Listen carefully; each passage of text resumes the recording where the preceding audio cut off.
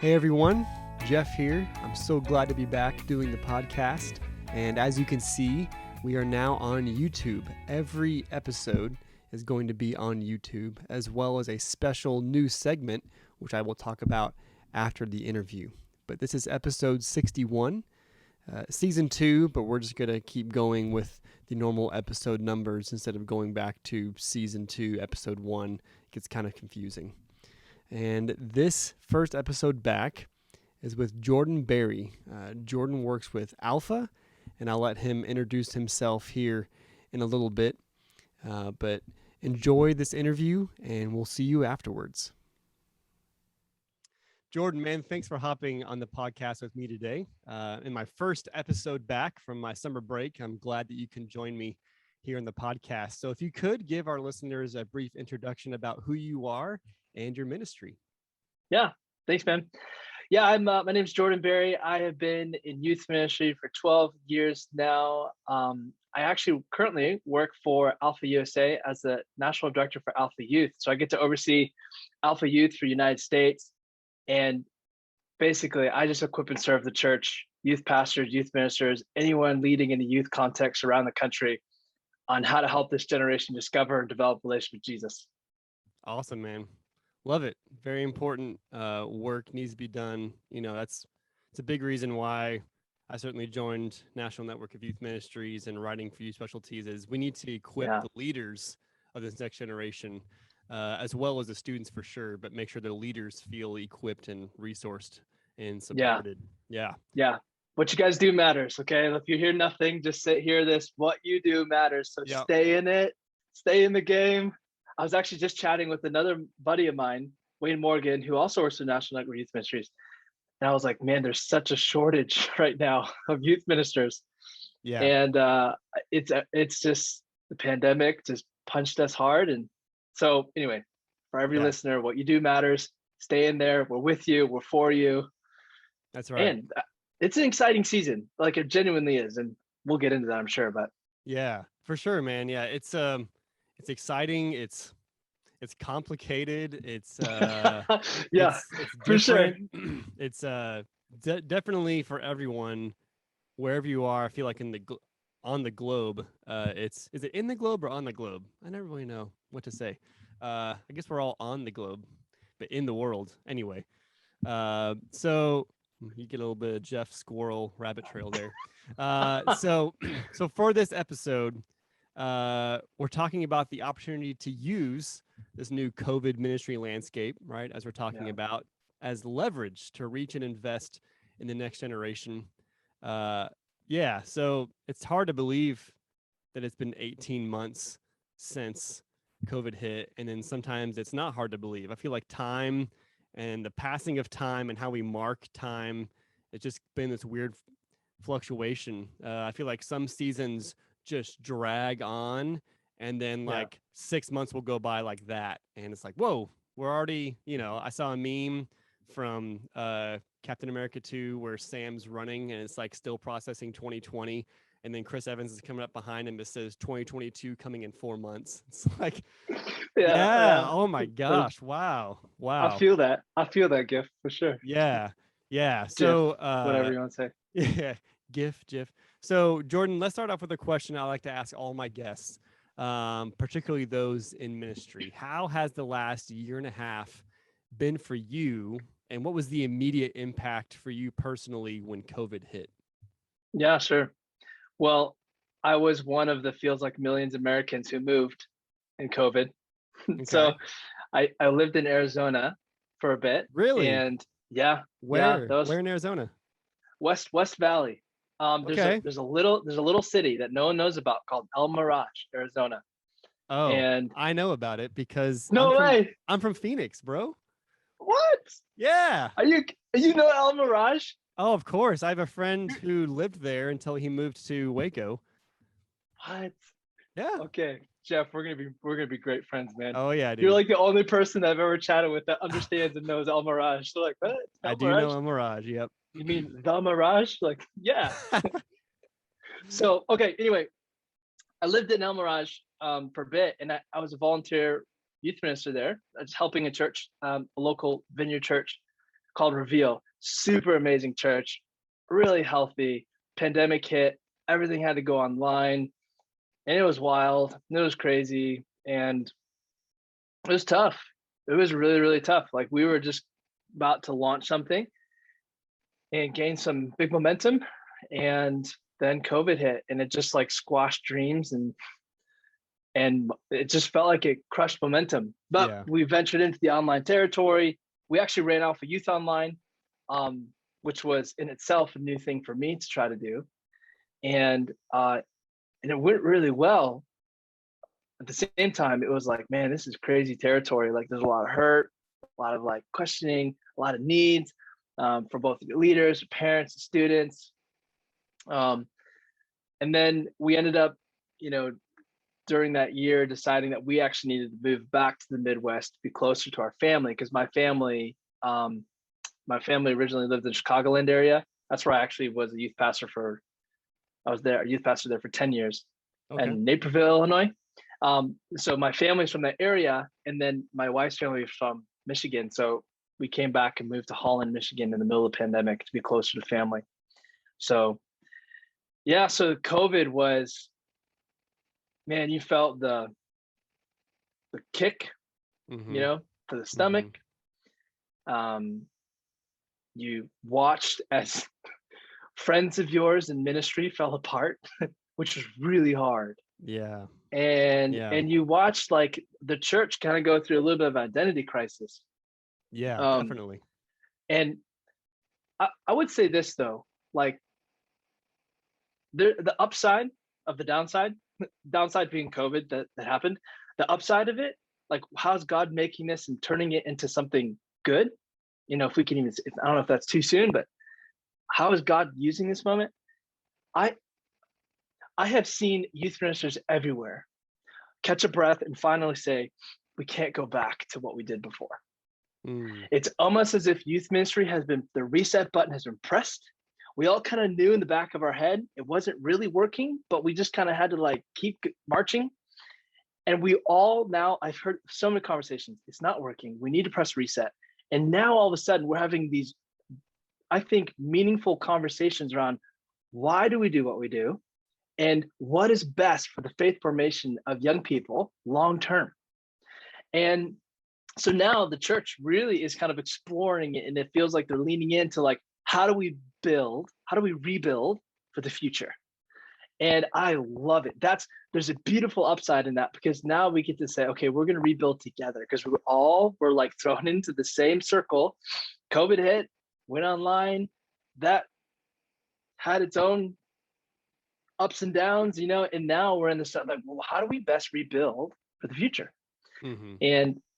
And what I'm finding too is that Gen Z has all sorts of challenges, but Gen Z has tons of potential.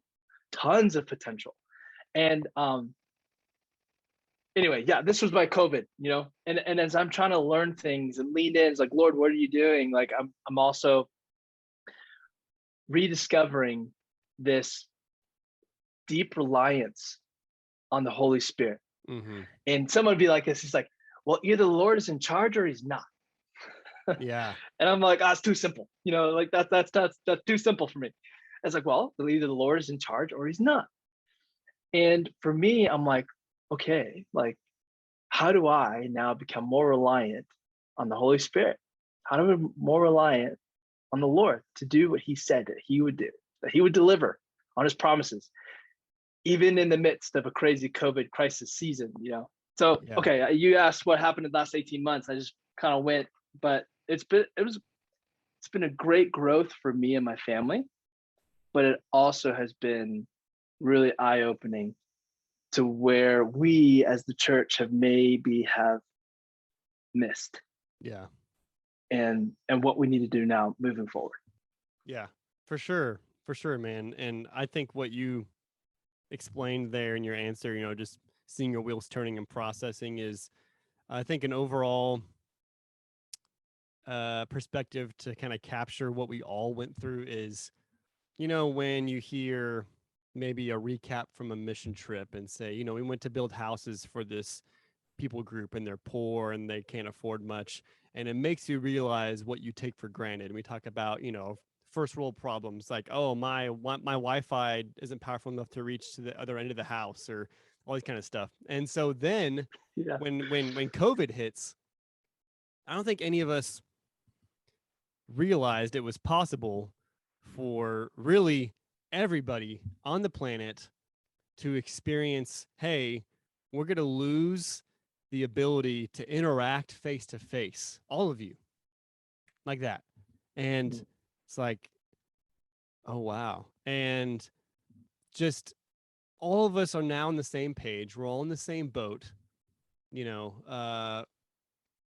I wrote one of my articles about how this has changed youth culture, it's like, instead of having to think back to when we were in middle school and high school and trying to relate to our students, now we're in the same boat of hardship as they and their parents and everyone else is going through, and we have to react in real time and be able to say, well, here's how I'm processing it, and it's really hard. How about you? Yeah. What's going on? And what's ironic, one of the ironic things is, when we're with our students, most of the time, unless we say something, they're just looking at their phones, their faces down, they're scrolling. And I kid you not, 2 days into the first lockdown here in Dallas Fort Worth, I had several youth moms text me and say, my kids are already burnt out on online stuff and they realize that they need face to face. And I'm like, if that isn't the most softball home run analogy for why we were created the way we were created, for in-person, real interpersonal community, I don't know what is that a generation who has only known technology and grown up with it, and that's how they basically function in life. 48 hours into not being able to have in-person relationships, they realize that this isn't enough. Yeah. And it's like, yeah, that's kind of what we're always trying to tell you. And even more than that, we have to, as you said, trust that God is in charge. And when you realize, okay, God's in charge or he's not, then you have to realize, okay, am I going to buck against that, or am I going to lean in and depend on God since he's in charge and realize that he knows best? And for us as ministry leaders, volunteers, whoever we are, and working with youth, even more so than probably ever before, in most or all of our ministry, our students and parents are looking at us saying, how are they reacting? How are they moving forward? How are they modeling for my son, for my daughter, what it looks like to follow Jesus and really trust, to really be dependent in this pandemic, in this totally landscape shifting huge moment, and so it's personally hit all of us, and it's made us have to really think on our feet about how we are doing ministry. Episode 2 of my podcast, over a year ago now, was pandemic ministry, and it was me talking to one of my good buddies in ministry, and we're talking about, hey, when we were teenagers, if this had happened, how would youth ministry have happened? And we highlighted how technology was a game changer and how we're able to do things that we couldn't, but always emphasizing that it doesn't replace and can't be a permanent substitute for how we were created. And so, that's really good, man. Yeah, the physical will never fully be replaced by digital. Yeah, absolutely. And I mean, even think of like Paul, when he was like, I'm going to write to you, but I long to see you face to face. Yeah. Oh, exactly. Like that was the modern day TikTok, was papyrus and pen, like that's the thing. Like there's something about physical presence. The ministry of presence matters for Gen Z. Like presence with you as a leader, being fully present, but then also just like a physical presence being in the room. And there's something about that. Now, the digital world has all sorts of advantages that we can always explore, but face to face is something special. And that's how we're wired. And Gen Z is totally wired that way. Fiercely relational. Fiercely relational. Yeah, I like that description. So speaking of Gen Z, Barna is one of many polling and study groups that provide great insight for Gen Z and even Gen Alpha and everything everyone coming behind them. You know, I've used Barna stuff in Sunday morning content. I've used it for youth retreats, articles. But being part of Alpha USA and really looking at how we can equip students and resource them, but also the leaders. Jordan, Yeah, tell us what generational trends you're seeing with Barna, with other groups, with personal observation. What are things that you're sure. seeing that encourage you about how we can maximize our ministry opportunities with students, maybe especially in COVID? Yeah, yeah. Thanks. So, and for everyone listening, we just actually came out of this study called Reviving Evangelism: The Next Generation that studied 13 to 18-year-olds and their view of evangelism, what they think, what they're looking for. And one of the things that came out that was so encouraging, now I don't know if this has come as a shock to youth ministers everywhere, but it's encouraging we have the hard data, is that many of Gen Z, they are having faith conversations with some of their non-Christian friends. Like actually 78% said, yeah, we are having faith conversations with our friends who are non-Christian. And then when you studied, we studied the emotions that are involved in that conversation from Christians and non-Christians. The number one and number two emotion that surfaced was calm and peaceful.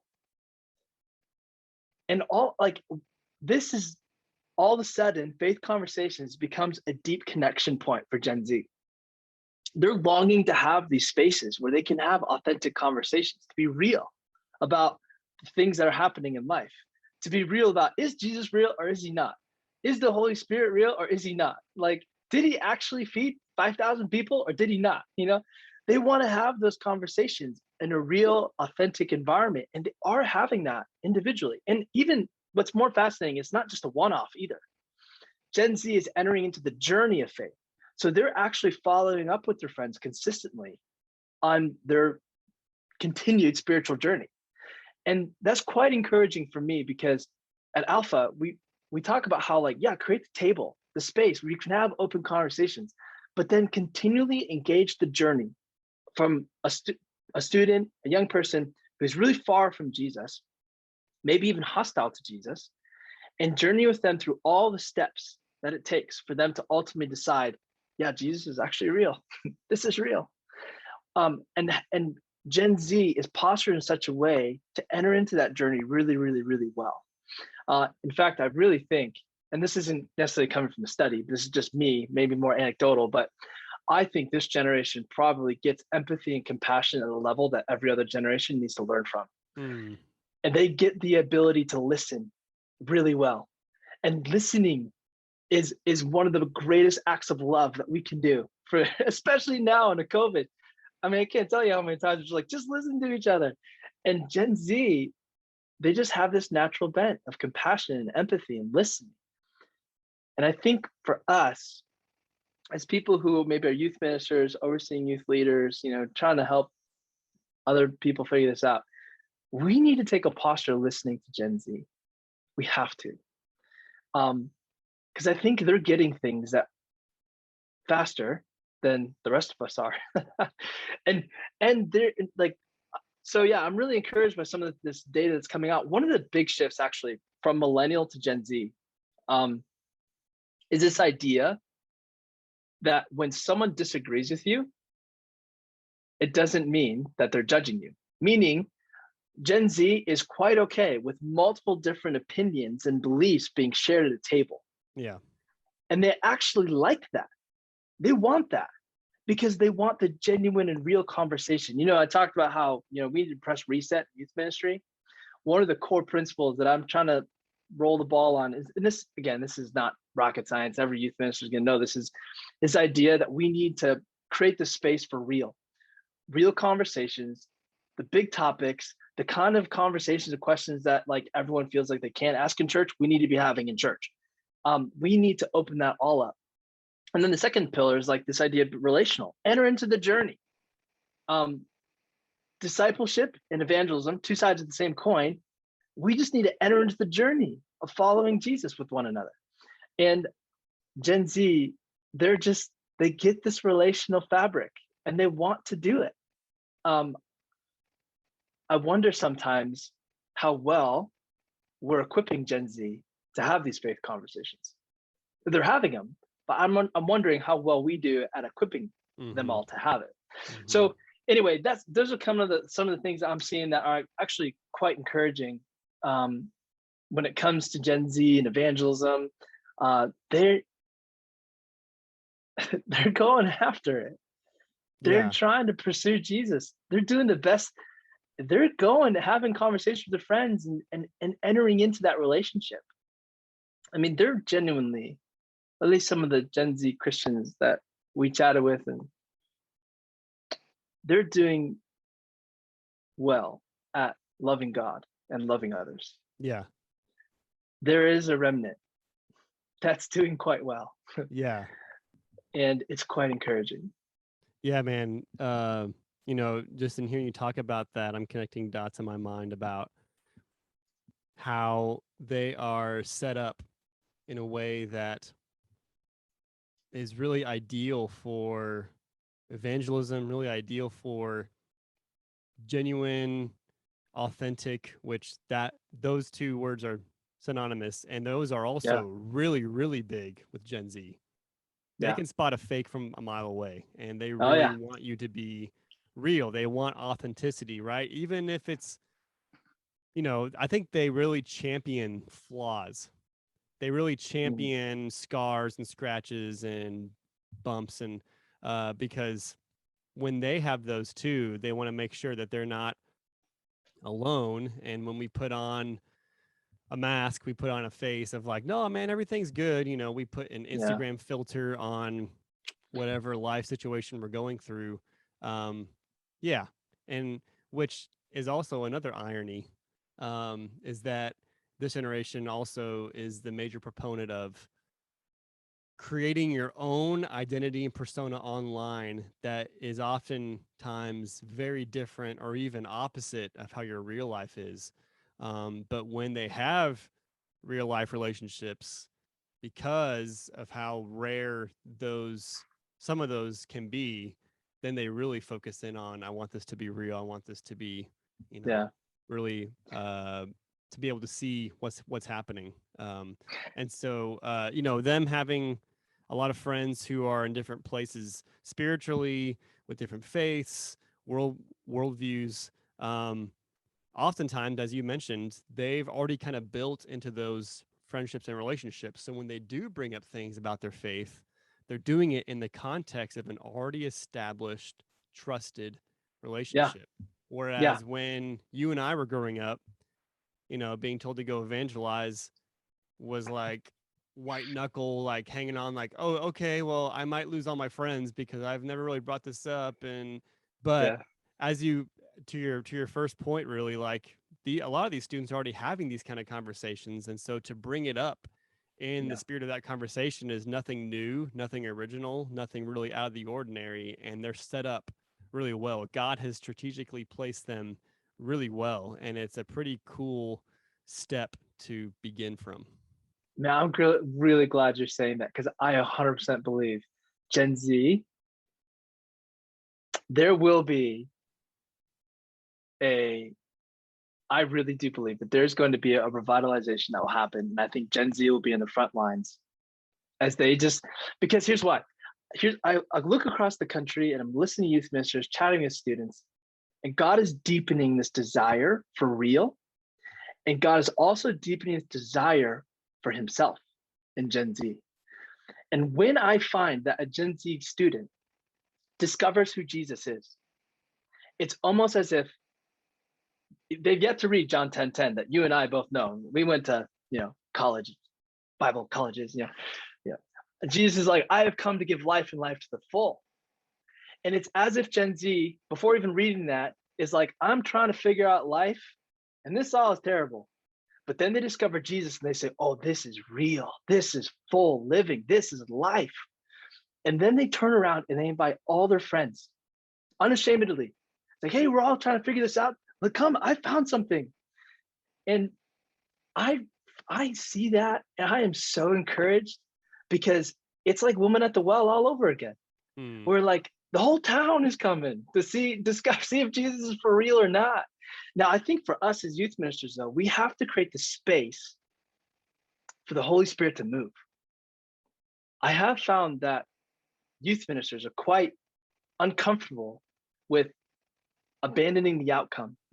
Now, I don't mean like go crazy, but youth ministers like me, Yeah. quite uncomfortable with this idea of, okay, Holy Spirit, you come now. You do your thing. I'm handing over the mic to you. And I know that sounds kind of like, well, isn't that what we're supposed to do? But I actually found when I was in youth ministry, I could control the outcome. Like I really could. And I was quite content controlling the outcome because we were seeing like fruit, Yeah.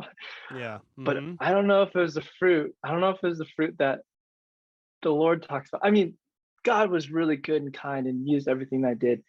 But man, what if we as a church created space for the Holy Spirit to move? Like just became a practice for us. We say, come Holy Spirit, because Gen Z is waiting for that to taste life and life to the full. So yeah, I do think that this generation is totally going to spring up and lead in all sorts of profound ways. And we're actually starting to see it around the country too, which is fun. Yeah. Yeah. Sorry, I think No, I man, went on a this tangent is there.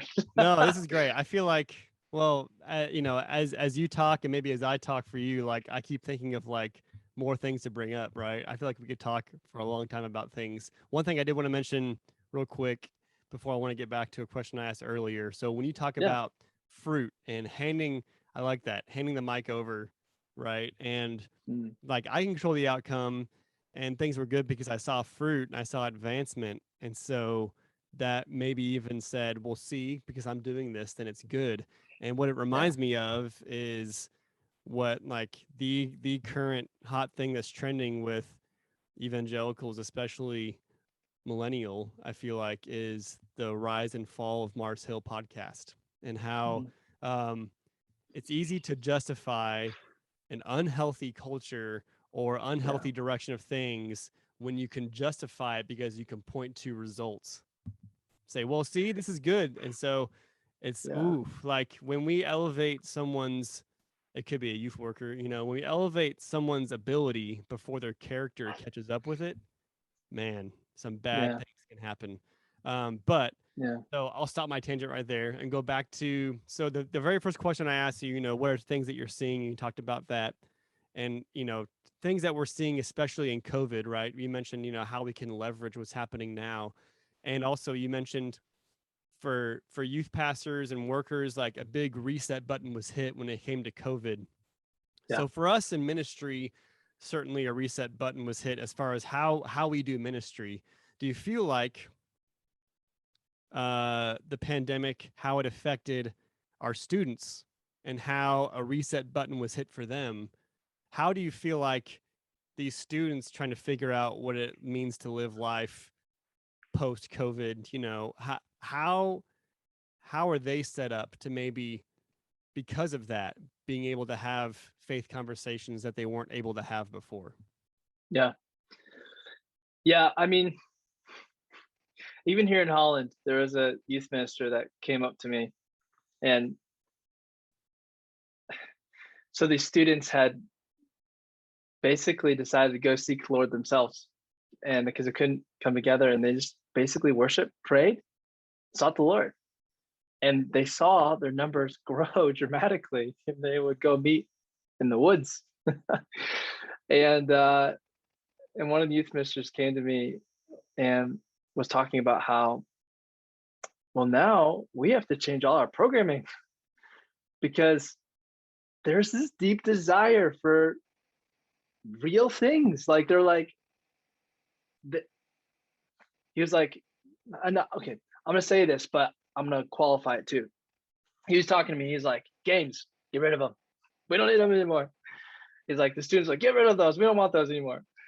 And and then it was like, hey, it's always the same format all the time. Like, um, come, food, mingling, announcements, worship, teaching, small group. It's like, we don't want the same thing. Like, we want the real thing. Like, we want to experience God. We want to lean in.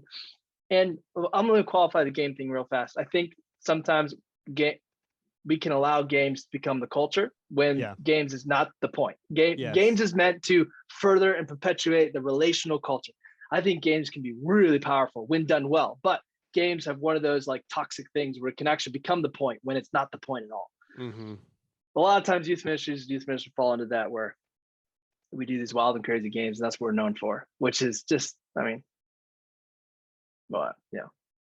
Anyway, so but I think what was happening, and just kind of go back to your question, is the students, again, the deep desire for real encounters with Jesus is quite heightened right now.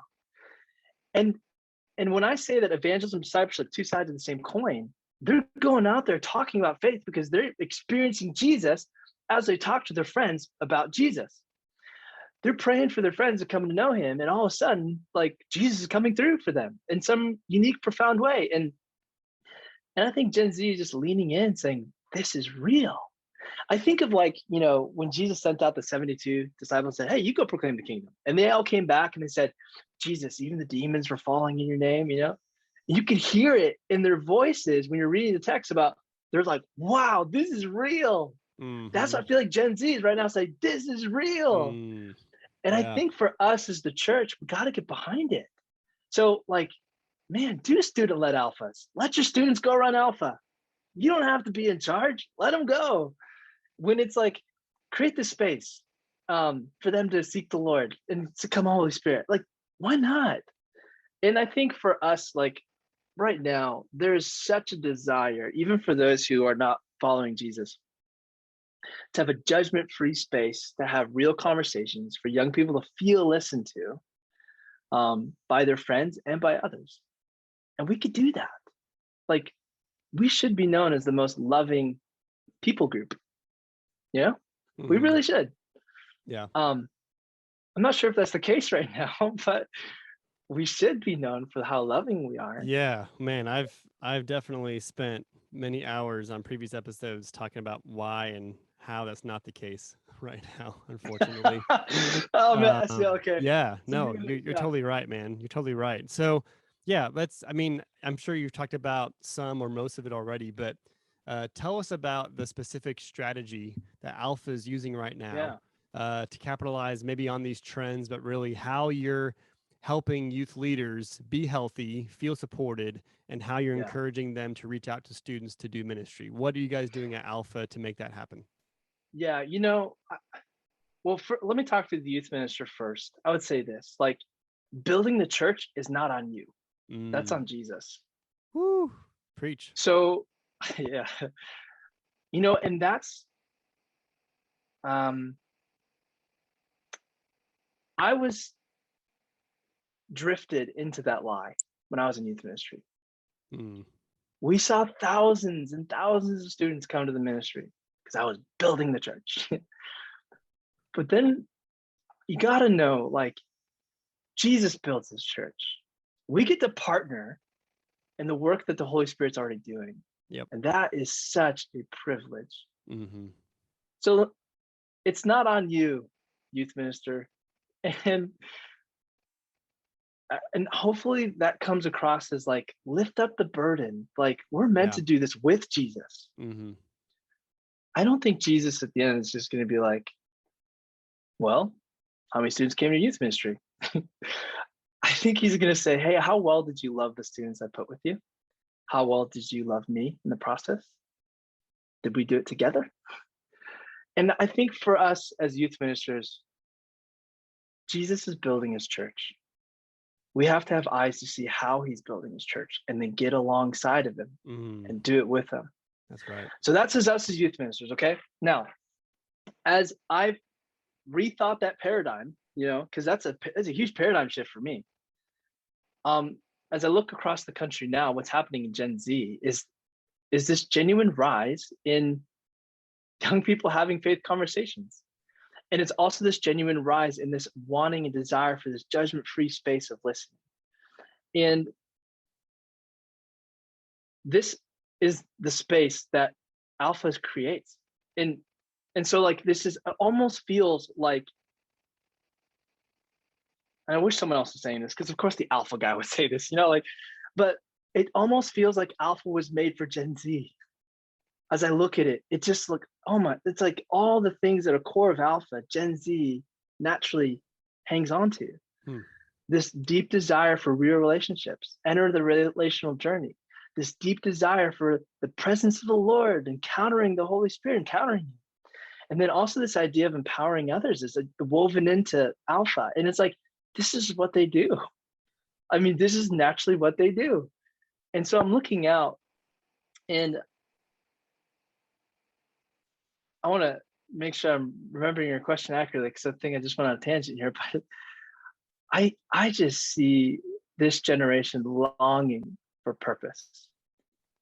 And I see the Lord saying, you go out and you proclaim the kingdom, and you see what I can do with you. And I see sometimes youth ministers who don't know how to get behind that. And I want to say really loud and clear, youth minister, youth leader, your role matters so much. God has you exactly where He has you for such a time as this. I think He's picked the right crew. He really has. He always does. Maybe ask for fresh eyes to see where the Spirit's moving, and the courage to jump in, wherever that is. Mm-hmm.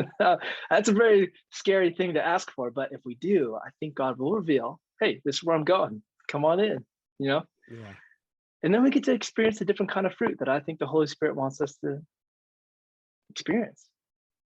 So hopefully that answered your question, man. I'm not sure if I did or didn't, but no, it sounds like alpha is really, I love how you're seeing the dots connect and almost saying that like the way alpha's built, it's almost prophetic, and like we were made really to champion this next generation, and really lift them up and really show everybody, hey, this next generation and how complicated things are with them, and how they're built differently, how they react differently.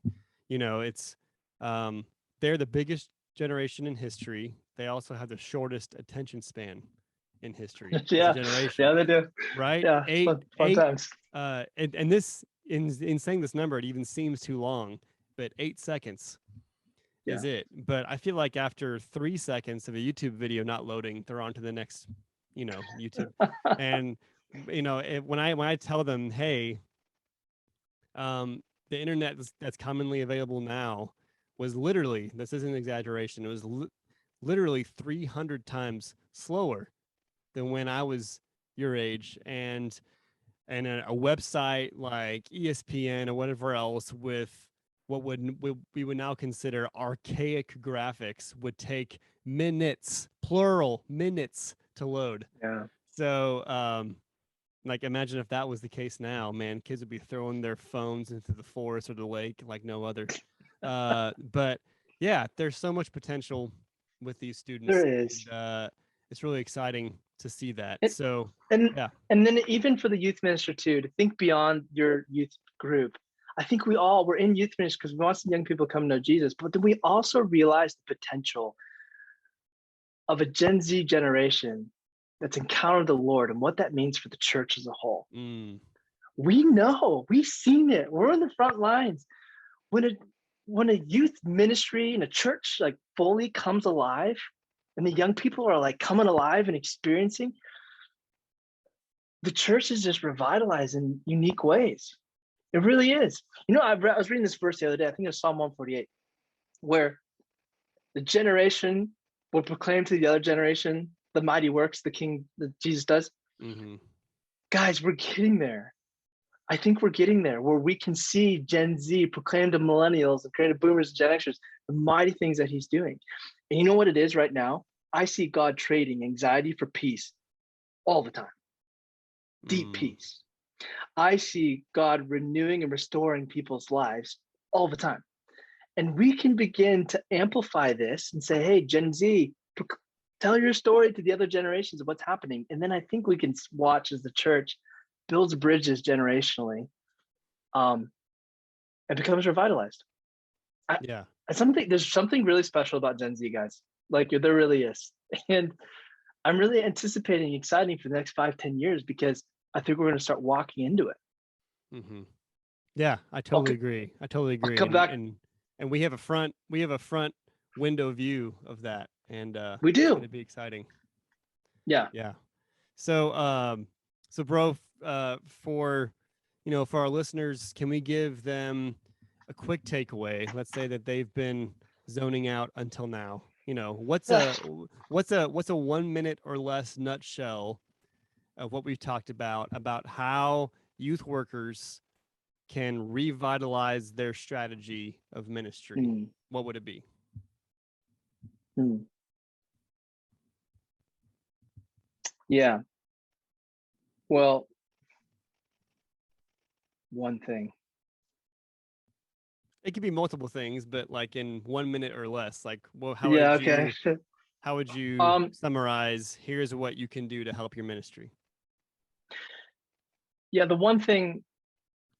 First thing that comes to mind, my heart right away is listening is a skill set that is absolutely necessary, but it's not a skill set that we necessarily grow up with. Mm. So we have to have professional counselors come and teach us and other Yep. leaders how to Yep. listen well. Yep. You have one in your area. Just invite a counselor in and say, hey, help us listen better. So that's the first thing. The second thing is take risks and empower your young people. Let them go, get behind them. And I think this generation is asking for people like us to say that we're with them, whether they succeed or fail. Yeah. A lot of times I think Gen Z feels as if, well, they're with me as long as I succeed. Mm-hmm. But if I fail, they're not. They need to hear us literally say, we're with you, whether you succeed or fail. Because guess what? It's not on us. It's not Jesus built his church. Yeah. We just get to partner with him. And I didn't get to where I'm at by never failing. Totally. And it's just like, hey guys, this is what we do. And then the third thing too, and this is probably, I would say this one is like, I know it's not controversial, but this is the one for me that was huge. That was just absolutely missing. Enter into what it means to have a prayer ministry. A lot of times I prayed just for transitions on and off stage, right? I prayed at people. I didn't have a ministry of prayer. And prayer ministry is vital to the church and it's vital to Gen Z. Prayer ministry is when we get to meet people's needs out of God's resources. And God has plenty of resources to meet Gen Z's needs right now. And we need to lean into that space. We have to. Prayer is way more than I think. Well, I'll speak for myself. Prayer was way more than what I gave it credit for when I was in the youth ministry for a long time. We need to discover prayer ministry and lean in. We have to, because Gen Z is longing for something very real, the tangible presence of the Lord. And prayer ministry could be one of the things that I think could be electric for this generation. Yeah.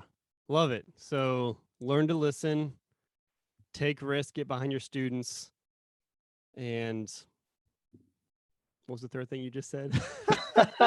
Prayer ministry. Yeah. Prayer ministry. Oh, Yeah. absolutely, man. Absolutely. Yes, dude. Love it. Love it. As you can probably tell by now, like taking the summer off, I've gotten rusty in how I even talk to people. So, yeah, No, man. dude, you're great, man.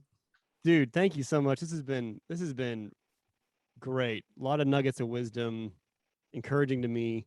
Certainly, I think encouraging for our leaders. Before we wrap up, tell us where we can connect with you online or we can connect with what Alpha is doing. Yeah. So if you want to connect with Alpha, you can just go to alphausa.org. And you'll be able to see, you can get everything there if you want to check out what the Alpha's doing. Instagram, you can follow me, Jordan Biere, Biere. Guys, I'm not worth following. I'm not gonna lie to you. It's really not worth a follow. Man, come on. No, I'm not. I don't post anything. So, but then you can also follow Alpha on Instagram as well. I can give you all the handles and everything if you want, Jeff.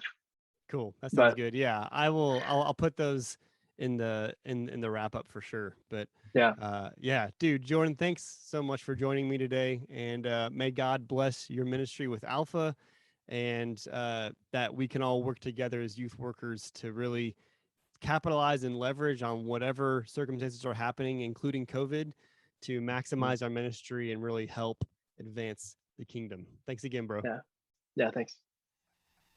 Well, that's all for today. I want to thank Jordan again for hopping on the podcast with me. All of his information is down below in the description.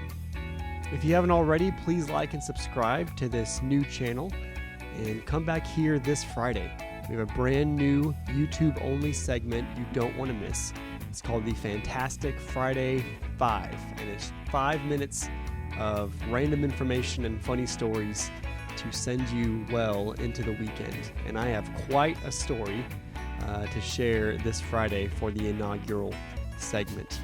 You can hear all of our episodes, find some organizations to help you in your ministry, see a list of all of our guests, and buy some things from our store to support us at our website, youthministrymaverick.com. That's all for now. So until this Friday, adios.